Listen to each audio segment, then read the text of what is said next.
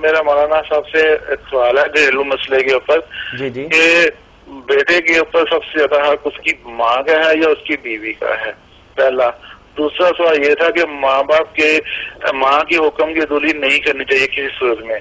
لیکن اگر ماں زبردستی کہے کہ بیٹے کے اب ماں باپ دونوں کٹھے رہو، ہمارے ساتھ رہو اور کٹھے رہو، لیکن بیوی کے ہم نے لگا رہنا ہے، اس میں کس طرح اس کو مینج کیا جا سکتا ہے؟ ٹھیک ہے ٹھیک ہے، میں سوال کو مرتب کر کے میں ابھی بتاتا ہوں مولانا۔ آپ لائن پہ ہی ہیں یا بند کر رہے ہیں؟ نہیں، لائن پہ ہوں میں۔ اچھا چلیے مولانا، ان کا ایک سوال یہ ہے کہ آپ پہلے شریعت اسلامیہ کی روشنی کے اندر ہمیں بتائیے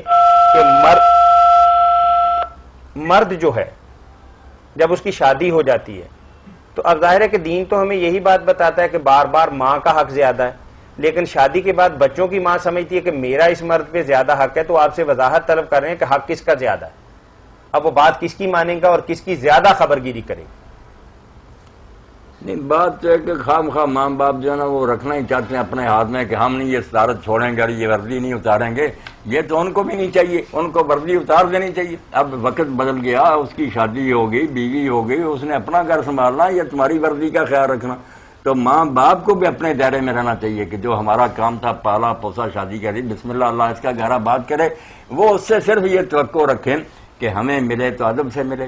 ہماری ضروریات جو اگر ہمارے پاس نہیں اتنی دولت تو یہ ان کا انتظام کرے، بالکل ہمیں یہ کسی وقت تنگ نہ ہونے دے،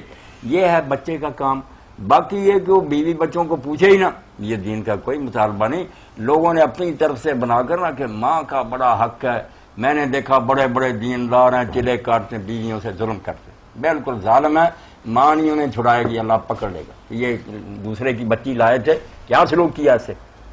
بالکل رسالہ جو میں نے پہلے بھی بتایا تھا، مولانا اشرف علی تھانوی رحمۃ اللہ نے بہشتی زیور کے آخر میں لگوا دیا، وہ فوٹو سٹیٹ کر کے تقسیم کرنا چاہیے۔ اس مسئلے میں علماء نے بہت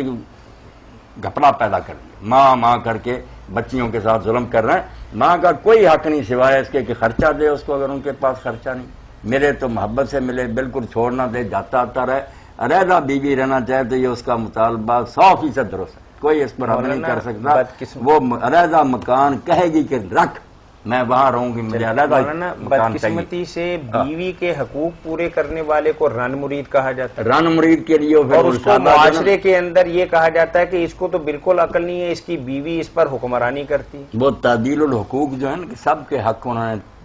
ترازو کے تول بتا دیے ہیں حوالوں کے ساتھ، وہ ایک ایک کو پڑھنے چاہیے، ورنہ ظلم نہ ہو جائے بچیوں کے ساتھ کہ بیویاں روتی رہ جائیں اور ماں کرتا رہے۔ ماں اپنی جگہ ٹھیک ہے۔ مولانا اپنی فیملی کی کسی مجلس کے اندر آپ اپنی بیوی کے حق میں 4 کلمہ خیر کہہ دیں گے تو انشاءاللہ آپ کے خلاف جلوس نکال دیں گے، جلوس نکال دیں گے تو یہ تو بندہ بہک گیا، بیوی کے نیچے لگ گیا، اسی کی بات مانتا ہے اور اس کے علاوہ کچھ اس کو نظر ہی نہیں آتا۔ نہ بالکل یہ باتیں غلط۔ تو آپ نے دوسرا سوال ان کا یہ تھا کہ اگر ماں باپ کہتے ہیں کہ زبردستی ہمارے ساتھ ہی رہو، الگ نہیں ہونا،